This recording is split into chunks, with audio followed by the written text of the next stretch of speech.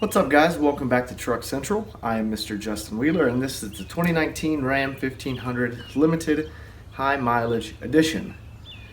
So I decided I wanted to create a little bit more of an aesthetic appearance with my wheel and tire setup. My tires are getting a little worn out, and I know that I want to switch it up for the next set. I had a little bit of clearance issues that we talked about in some previous videos, so I wanted to try a wheel spacer. Now, I don't want to go too big just yet. I'm going to kind of start small and see if that helps with the clearance. I would like to get a little wider, little taller tire, and we'll see if these help. So I want to put these on before I get the new tires. So our buddies over at realtruck.com, they sent us these to try out. These are 1/4 inch spacers, real simple design. You pop the wheels off, slap these on the hubs, put the wheels back on, and you're good to go. So right now the stock setup, the tire and wheel combination is a little bit recessed from the edge of the stock fender flare. It's pretty close to the stock fender, but when these trucks have that factory, that small little fender flare that goes around, and so it actually makes the tires look a little bit sunken in. So what we're gonna do is we're gonna try to pop them out a bit, see how that looks, see if it gives us any more clearance, and if it gives us what we like, we'll go get a new set of tires soon. If you guys have any ideas for what I should try, I would love to hear some feedback. I've got the Nitto Ridge Grapplers. I've got 65,000 miles on them, and that's in all conditions: heavy gravel road, dirt, mud, sand, snow, you name it. Towing, they handle perfectly with towing. I haven't had any chunks come out of the tread, so very happy with that. All right, so we're gonna put these on. I'm not gonna show you guys every step of the way, but I'm gonna show you guys how quick and easy it is. We'll show you a little bit of a before and after, and if you've been thinking about going with a wheel spacer and you're not sure if 1/4 inch is enough for you, hopefully this video will answer that question. So this is the factory look. You can see there's a little, it would be pretty well flush here, here, with the stock fender, but with those factory fender flares, there's just a little bit of a recess. Similar setup in the back. Not quite flush.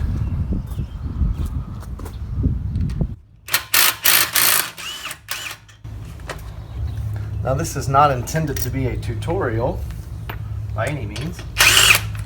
More or less a quick install before and after kind of thing. But I figured I would show you this part so you can kind of get an idea for how quick and easy it is. So something you want to make sure you do when installing these is to make sure you've got good surface-to-surface contact where the spacer is going to be touching your hub here. There's a clean section where this factory rim was up against the hub, and that looks good, but the space around where the wheel wasn't touching is it's got some grime and dirt and all kinds of junk on there. So I highly recommend cleaning that if you can.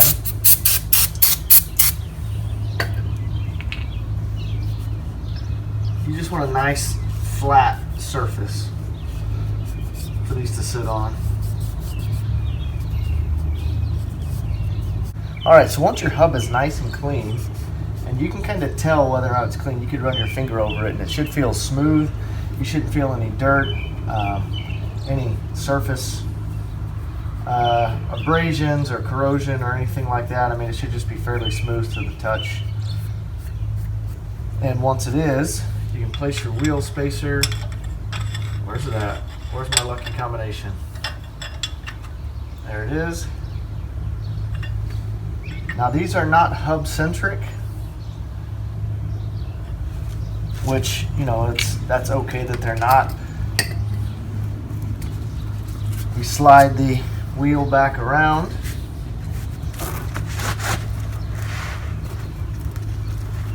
Come on, you heavy bastard.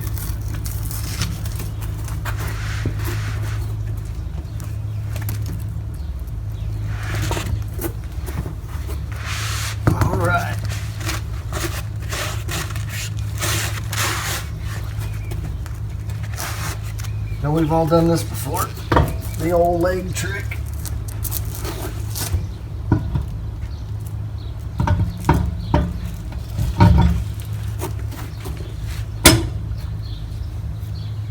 All right. Wrong size. And just like your grandpa taught you, you get all your lugs started hand tight. Now go in there and start ripping on the impact. I recommend rotating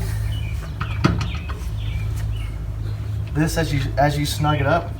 One, that will make sure you're nice and centered on your hub, and that will also give your spacer a little bit of play to kind of get seated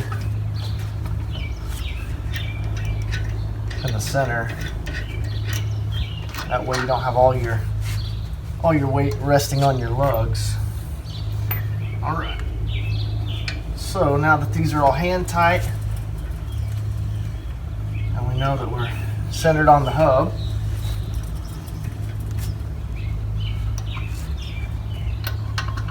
let's give this one a little love. Come on, baby. It's like a damn Rubik's Cube. There we go. Okay. I'm gonna put this on the lowest setting to just get these started.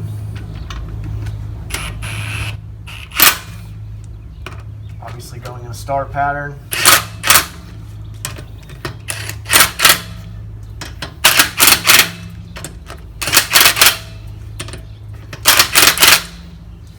There we go. Now we'll torque them down a bit.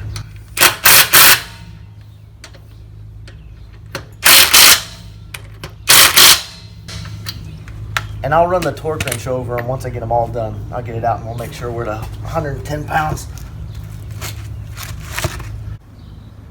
So I know we've still got the truck up in the air, but I wanted to show you the difference, side-by-side comparison of the 1/4 inch spacer to no spacer before I put the other one on. You can see here that we've actually got a nice straight line from the outside of the tire lined up with the fender flare, so that's actually going to be a really good fit. That's going to look really clean. Whereas on this side, there's just that little bit of indentation or recession there at the top compared to the bottom, or vice versa, you know what I mean. So even that small 1/4 inch spacer does make a difference. Alright guys, so we've got the front done now, and before we get to the back, I wanted to show you this angle right here. This kind of says it all, doesn't it? It looks like those tires in the back are hiding back there. They don't want it. These tires in the front look like they're ready to get dirty. Much more aggressive look. Okay. Very easy upgrade and modification. I didn't expect the 1/4 inch to make that big of a difference, but man, I'm actually pretty impressed by that. So one thing I wanted to touch on was that sometimes your wheels can be kind of stuck. Last week at work, I had to use a SkyTrak, a telehandler, and a sledgehammer to get a wheel off of an F-250 out in the field. It was that seized on. Okay, these weren't that bad.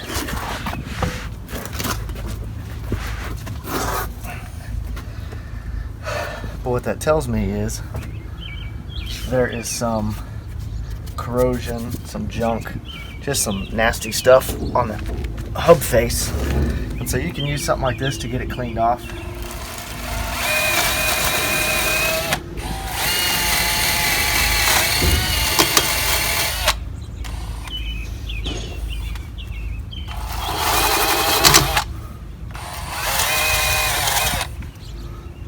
One of the ones with the front facing wires might be better.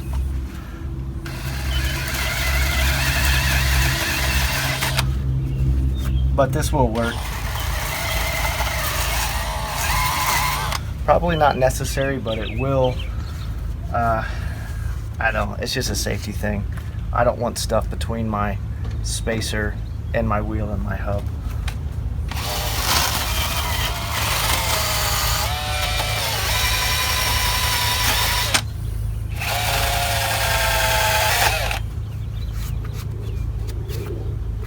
While we're talking about safety, I forgot to mention on the front one, make sure you use your jack stands. I know it takes 5 minutes, but you know, getting a toe replaced takes more than 5 minutes. So use your jack stands, use your e-brake, chalk your wheels. You don't have to have a fancy wheel chalk, use a brick. I've got an old scrap of oak under that front wheel that's older than General Custard. So anything you got, just to be on the safe side.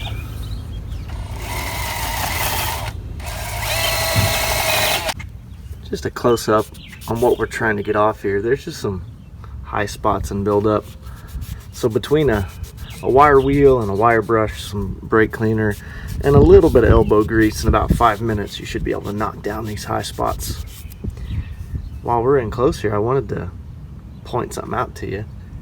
You guys see that? Can you see how much brake pad is left on this thing? That's easily a 1/4 inch. And these have over 100,000 miles on them. Baby, that's good. And to cap things off, we're gonna go around and make sure that we are torqued to factory specs. I believe that these are 120 foot-pounds, 110.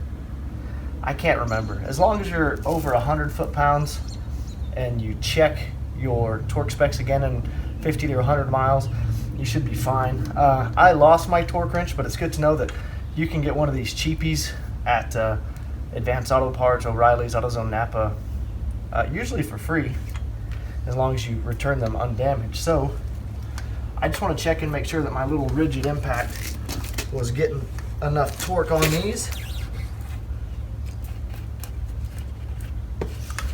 And these don't click, so you got to look at this little gauge, and that's kind of goofy, but it's better than nothing.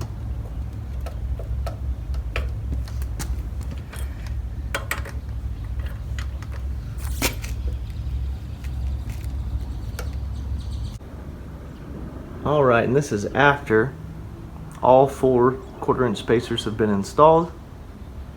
You can see now that you can actually see that sidewall actually sticking out beyond the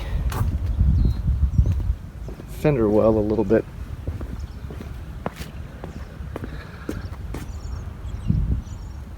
See, as before, you couldn't really see anything north of the bumper there.